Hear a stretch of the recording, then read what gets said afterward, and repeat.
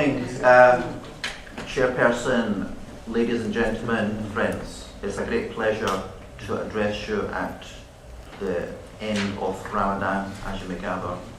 It's just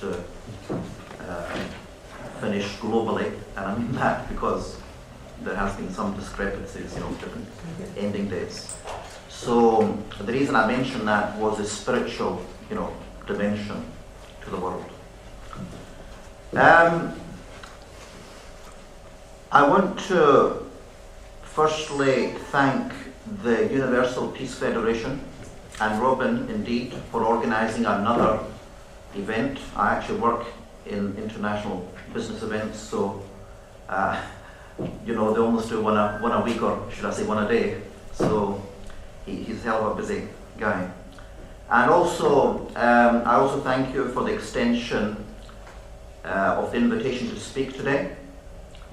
And right at the start of this discussion, I wish to dedicate my contribution to the silent millions, regardless of faith or no faith, who were sacrificed by the warmongers. That is going to be my approach to today. It's not going to be scientific or technical or legal, dimensions to nuclear weapons. Indeed, I'm going to look at the global political economy of war.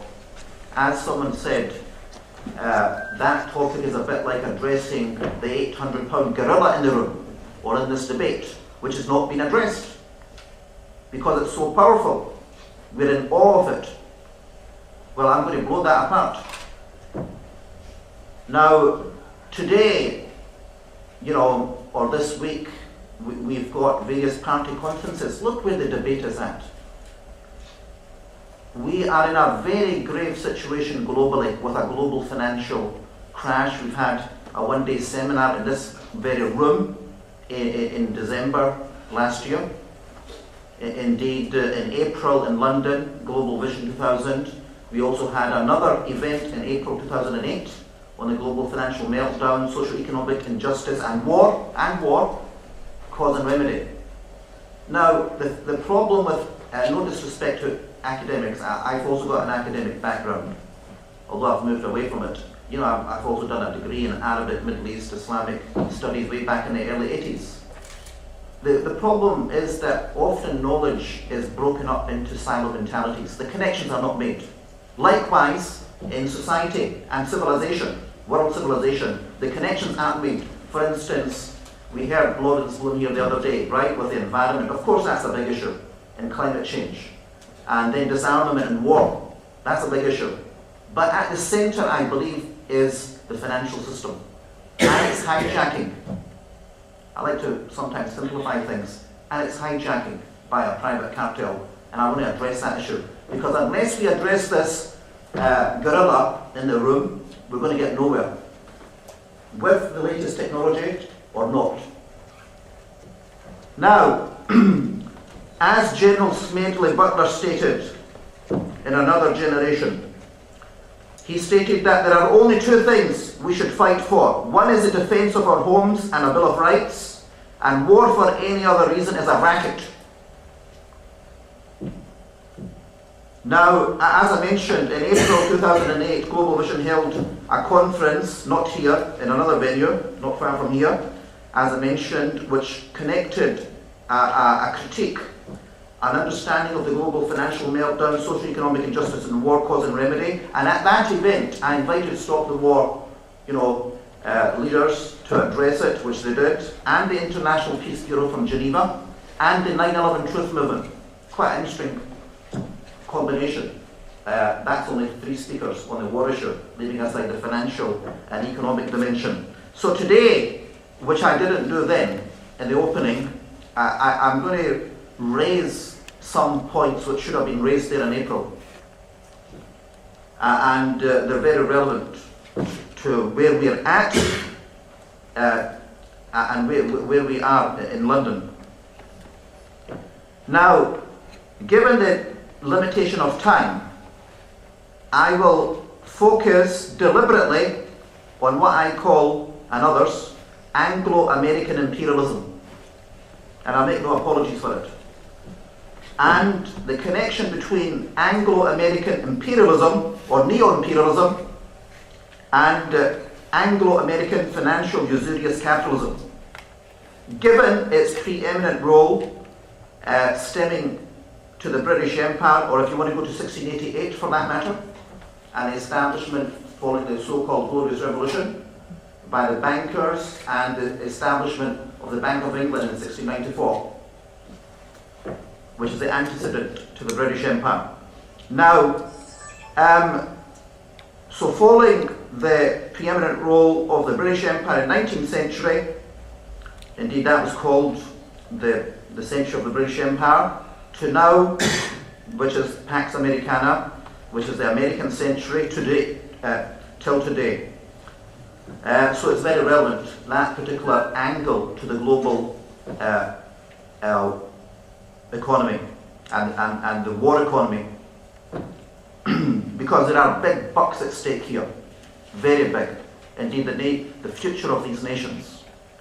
And as I was looking at our own research as a think tank, what I've dug up is shocking about this political economy of war, and also what is about to happen. And it's not what I'm going to say at the end, maybe controversial, but it's frightening also. Now, Jonathan Swift identified the following factors in the evolution of the imperial system, which is now global, I would argue. And there's a whole global financial architecture, IMF, World Bank, WTO, and the imperial dollar. And I use that term carefully. Underpinning economics and finance is might. The imperial dollar, and that's leaving aside the war machine. I think they're interconnected, as I just said there, just by that word, the imperial dollar. Now, so he identified, Jonathan Swift, in the evolution of the imperial system, the following factors. The doctrine of permanent war, 1. 2, war itself. And he also referred to the bankers or money power, which benefits by indebting the state to a growing public debt, and also the militarists and the military-industrial political complex. Now, this is the setting, the stage we are dealing with, namely a world where might is right and white is right, and wherein the spirit of power prevails rather than the power of the spirit. Underpinning the global vision paradigm shift is also the spiritual dimension. What we have got, and sometimes I explain my understanding of how I see the world, is that we're living in an upside down world. And for those who are genuinely spiritual, it's difficult. It's very difficult. Leaving aside those who don't have faith also.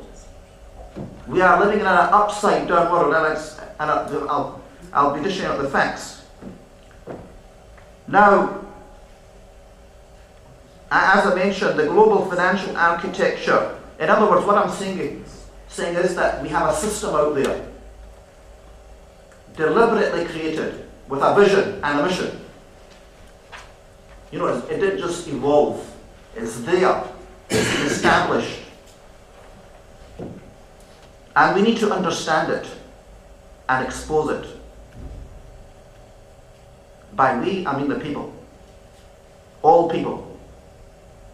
Now, in the modern era, the foundation of the military-industrial political complex was established in the period between 39 and 45, and in the post-war Cold War period,